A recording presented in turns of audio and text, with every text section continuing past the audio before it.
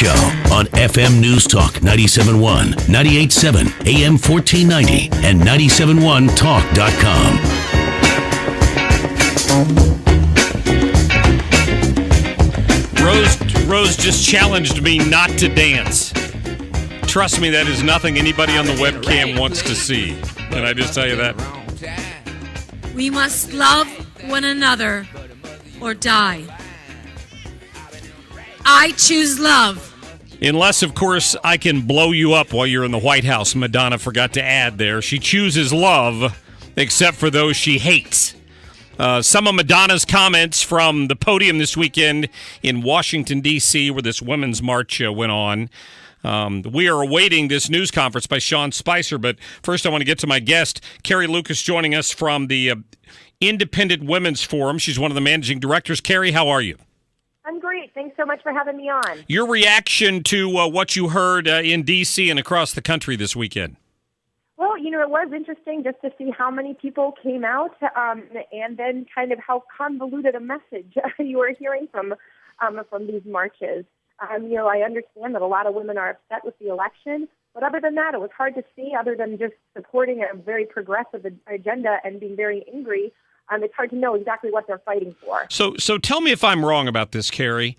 I'm looking at Ashley Judd and Gloria Steinem and some of the other women who stood up and spoke at this event, and they're the exact same women who participated in the March on Washington in 2004. The only difference is that was George W. Bush in the White House and not Donald Trump, but all of what they were saying was exactly the same.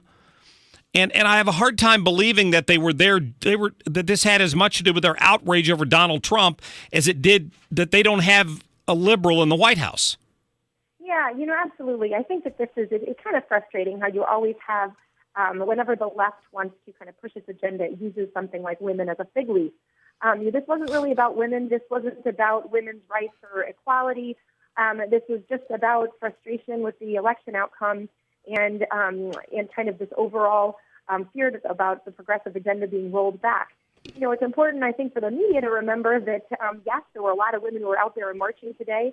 There were also a lot of women who pulled the lever or voted for President Trump in just a couple months ago, and they are excited about what's happening. They don't think their rights are under siege or that somebody's out to get them. Instead, they're happy to think about Washington returning some powers, cutting through some red tape, and hopefully getting our economy started again.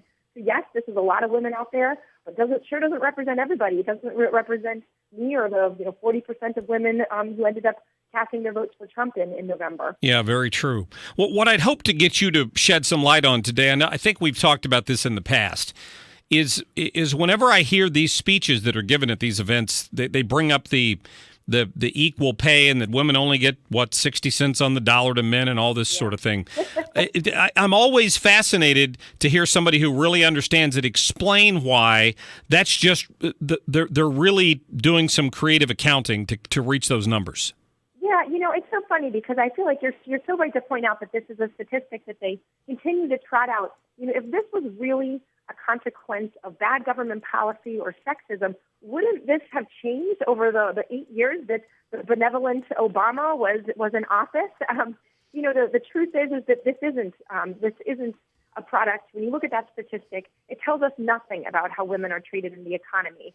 The statistic that they focus on is one that the Department of Labor puts together, where it just shows what the average full-time working man makes and the average full-time working woman.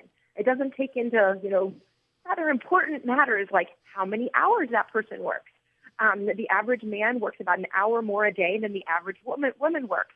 It really doesn't surprise you once you hear that to say, oh, well, of course that guy's going to be making more money than on average than the woman. We're not comparing two coworkers. They're not taking into account things like industry, specialty, years of experience.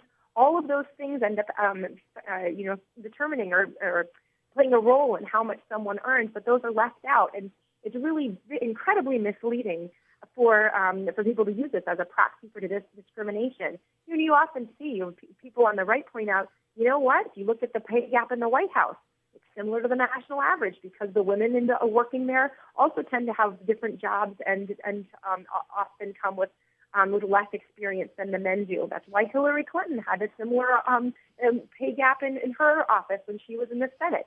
It's just there's a lot more that goes on, and I think people out there, when they hear this, they say, "Oh yeah, when I was thinking about my last job, I didn't maximizing money wasn't the only thing I thought about." And we all know that women often think about different things than men do. It's not people have equal opportunities, but men and women still tend to have some different priorities. So that's the real cause of the wage gap. Yeah, it's a very good point. I wouldn't be surprised to see another march or two like this, but I don't know if you share my confidence, but I'm pretty sure that 6 months into this administration, when people are starting to see some of the impact of Trump's policies on the economy and on jobs and on trade, I think some of these folks are going to, I don't know if quiet down's the right word, but they're not going to have quite so much to complain about.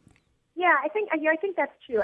Certainly there's a lot of people who are kind of professional activists and are being, they're George Soros and organizations, and they're going to be outraged no matter what happens. But this is obviously a lot of, a lot of people are truly concerned. It was very heartfelt that they came out, and they've kind of believed, I think, some of the cartoonish, what I think of as cartoonish doomsday scenarios that people have been painting about just how bad things are going to be under a President Trump. Well, I think that, people are going to see that, the sun came up and things are going on, that, Trump is trying to do things like rein in the size of government and bring some sanity back to the size of government here in Washington. But that's not going to affect, or it's not going to negatively impact people around the country. It's certainly not going to be rolling back women's rights or any of these, this kind of crackdown or these draconian things that you hear about, or these dire warnings. So I agree. I think the passage of time and just seeing, hopefully, the economy starts coming back, some of the regulations freeing businesses to be able to create some jobs, I think people are going to see that there's a lot of upsides to the policies that he's promoting. Very true. Carrie Lukas with IWF. Direct people to IWF.org, the Independent Women's Forum, for more great articles on this issue and a lot of others. Thanks so much, Carrie. Great. Thanks so much for having me on. Absolutely. Thank you.